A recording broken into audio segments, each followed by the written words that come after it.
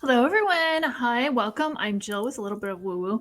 I had a guest bail on me, so I thought today I would talk about how to use tarot cards to develop your intuition, which I know seems a bit counterintuitive. We're talking about using a tool to develop your own internal intuition. But hear me out on this one. Tarot cards are a really helpful way for you to start to create a relationship with your own guides and your own healers who are trying to send you information all the time. This is just one more way they can send information over. So first thing I want to explain is that tarot cards and oracle cards are not the same thing, guys. This is a tarot card. This is, by the way, the deck I recommend getting when you're first starting. This is the Rider-Waite deck. I'm just going to show it. I'll put a link in the description. This is the universal one. I recommend starting there because the symbols are the same. Even if you get one of the really cool and very interesting decks with great artwork on it, the symbolism will be the same throughout these decks. These are also 72 cards. Oracle cards are different. I have a couple of favorites here. I'll show you. This is one I actually particularly like, but the symbols aren't universal. It's not a tarot card deck. You can't really memorize the descriptions in the book. I mean, you can if you want to, but it's just a lot to memorize. I don't think for most people trying to learn how to do oracle card or tarot cards, develop their intuition, that it's particularly helpful. I find them interesting, but I wouldn't recommend it if somebody's really just trying to develop a relationship with their own intuition and their spirit guides. So when you buy one of these decks, I'm just going to show you this one again. It comes with a book. Throw it away. It's garbage. What you want is a real book. So I'll put a couple that I like up. I'll put them in the description too, but you can look at the picture. This is one of my favorites, Tarot of the Spirit. The images in here are not the same as the Rider-Waite deck, but it does tell you what they are, so you can look it up based on that. Also, there's another one, the same thing, not the same imagery. This is another one I really like, Mirror of the Soul. But they have kind of a deeper level understanding of the cards, and I think that's really helpful, particularly when you're first learning, to kind of understand the deeper meaning. The other thing the thing I recommend doing, especially in the beginning, because it takes a long time, be honest with you, we're working on your intuition, but you're also to some extent going to need to memorize the meanings of these cards. So what I did when I first started like a million years ago is I actually just Xeroxed the pictures from the deck, and on the back I wrote the meanings. So I made a whole deck of these suckers. You can do that, or Amazon now, and this is not a promotion for this product, but has these stickers. I just bought these. These are so cool. You can actually buy all the stickers and do the same thing. Put a sticker on a deck and then on a picture and then write the meaning on the back. Just as a way of sort of getting started. Also, when you're writing, it actually helps you to memorize things just by writing them down. It's very helpful.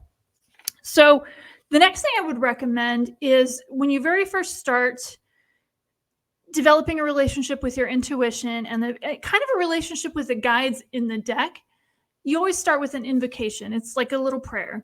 Mine is really short. It's just, I now invite in my guides for communion and communication. And I sit for a minute, I get peaceful, and then I pull cards and get information that way. I find that helpful. It makes the appointment sacred. Also, it's not super long. Some people put in these like super long, page-long prayer.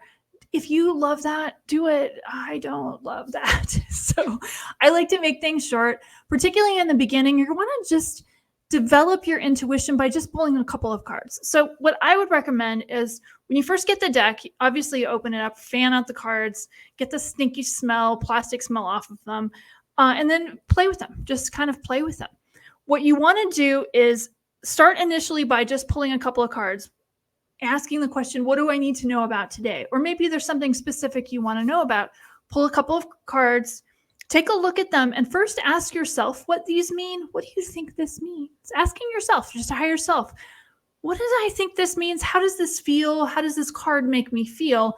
And then get a sense of that first, and then go to the meanings to try and understand what the book says, basically. Because ultimately, it is up to what it means for you. There's a couple of cards in the deck that the book has a meaning that I don't really agree with. When I see the card, to me, it means something else.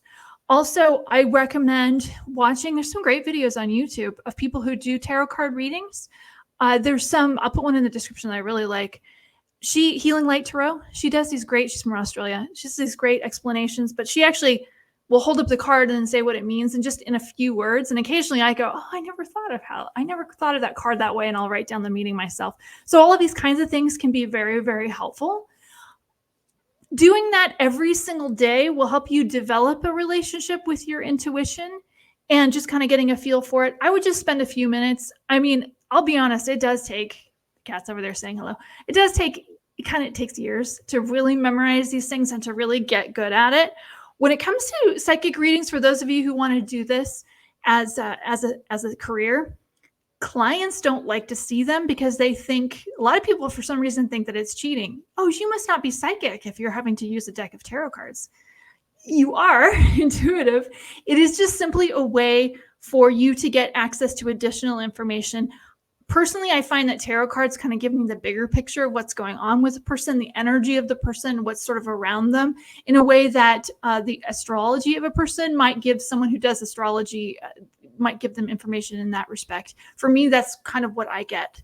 I do connect with spirit guides, but the cards are still sort of interesting in that respect of giving you just the big picture information. Occasionally, when I worked in a metaphysical bookstore for a long, long time, occasionally a client would come in and they didn't want to say their question out loud because it was something embarrassing. Then they actually would want a tarot card reading, which was easy, super easy. You think of the question yourself. I'll pull a fan out, some cards in a spread and give you what I think it means. Also, the last little tip I would give in the beginning is don't get too caught up on this 10 card spread. In the very beginning, looking up 10 card meanings is kind of a lot. It's overwhelming. I would start by just doing 2 or 3 and asking the question, what do I need to know about today? If there's something in particular you want to know, kind of in your mind say, okay, the first card means this, the second card's going to mean this other thing, and the third card's going to mean this other thing. And sort of set that premise and say to your spirit guides, this is what I want these 3 cards to mean, and then pull the cards. Now, you just shuffle them, think of your question, fan them out. For me, I get drawn to a particular card. Maybe one's just a little askew, or it just feels like the right card and I pull it. Sometimes it's 2 cards for the same position. Allow yourself to have a little bit of play with it, and just know that people have a tendency to take these things a little too seriously. If they see a death card, they think somebody's going to die, which, by the way, that's not what the death card means. Look it up. But it really is just about play. And if it's done in the spirit of fun, you can really gain a lot from this experience, and you can really learn a lot. Now, I just showed you 2 books that I like. If there's a particular book that you like for tarot cards, put it in the description, or not in the description, in the comments. Maybe I'll look for it. I love tarot card books. And let me know if there's any questions you have about this kind of thing. I am going to be doing more videos on developing your own intuition, kind of just bit by bit, as guests don't show up for their allotted time. So hope this was helpful, and I'll see you next time. Bye.